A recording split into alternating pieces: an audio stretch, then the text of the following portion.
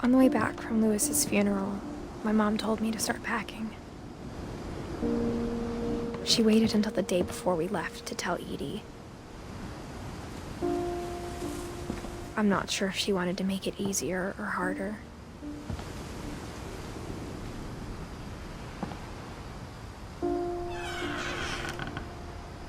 I wish we'd stayed.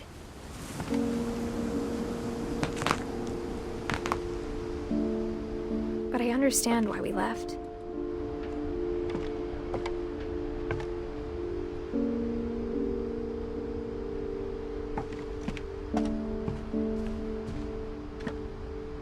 My mom ended up leaving everything behind.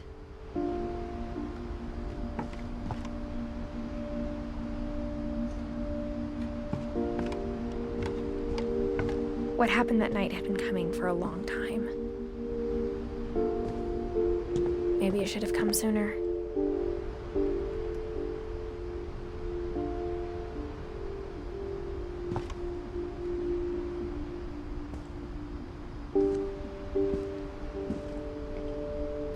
But it had to end one way or another.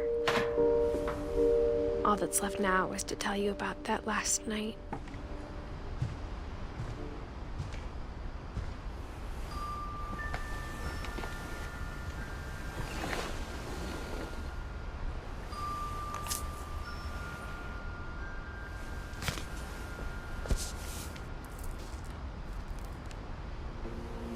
That whole last day, Edie just watched us pack and didn't say a word. Until supper, when she raised her glass and said, "To our final night together, and all our final nights apart." Grandma, you know what I said about alcohol. Some of your medications are very Edith, specific. I left a present for you in the hallway. Why don't you go open it? The grown-ups have to argue now. I'm sorry, you're right. We're all leaving tomorrow. Let's just enjoy our last... I'm not leaving. Edith, you're excused.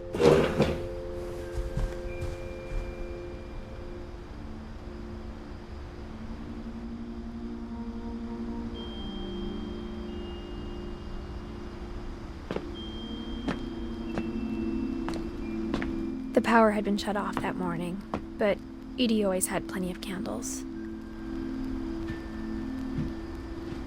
When my mom sealed the library, I don't think she knew about the other entrance.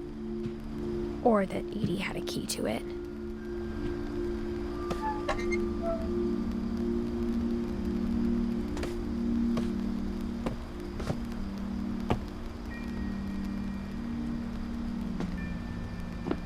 That thing you're afraid of isn't going to end when you leave the house.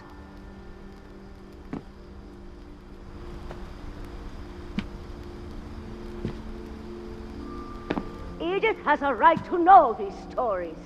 My children are dead because of your stories. I think it's best if Edith and I leave tonight.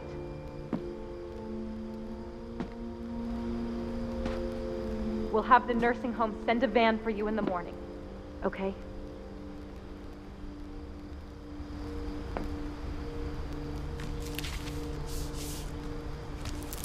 Dear Edith, there's so many stories I wish I could tell you, but there's only time for one. This is about what happened on the night you were born. That night, the tide went way, way out. It was the first and last time I ever saw the old house aground. There'd been an earthquake out in the middle of the ocean. They called it the lowest tide in 1,000 years. God, it smelled awful. You know, I've seen that house every day of my life.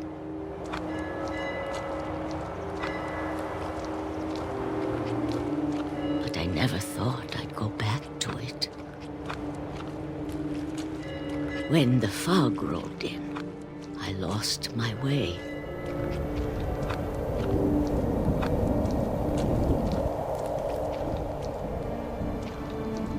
I got turned around.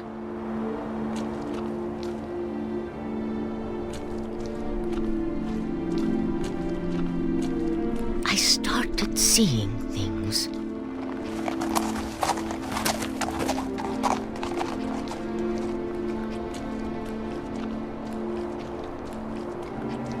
Things I'd forgotten had ever existed.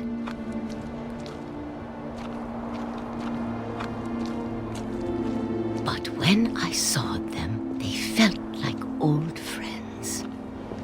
That night, a lot of things came back to me. Or maybe I came back to them.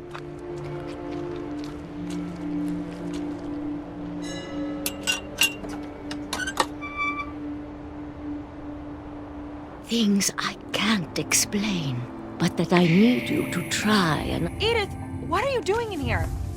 It's mine. Edith! Mom, you're gonna rip it. Let go. I kicked and screamed, but Mom dragged me to the car. I never saw Great-Grandma Edie again.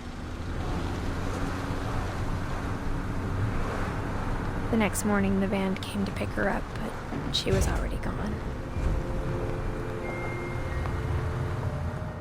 After that, we moved around a lot.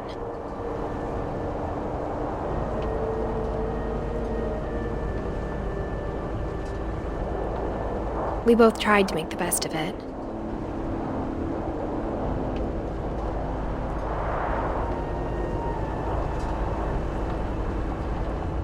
A few years went by.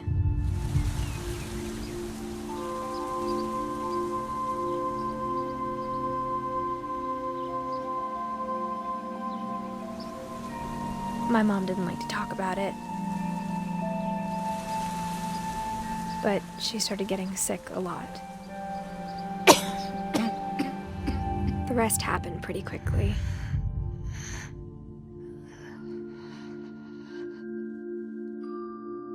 She got better for a while,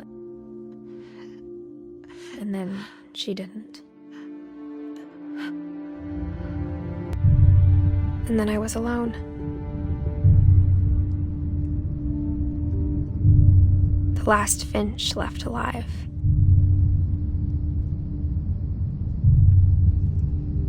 Until I found out about you. I'm still not sure what to tell you about all this. If we lived forever, maybe we'd have time to understand things. But as it is, I think the best we can do is try to open our eyes. And appreciate how strange and brief all of this is.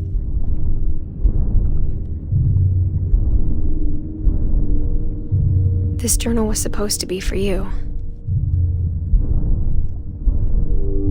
But now I hope you'll never see it. I just want to meet you and tell you all these stories myself. But I guess if you're reading this now, things didn't work out that way.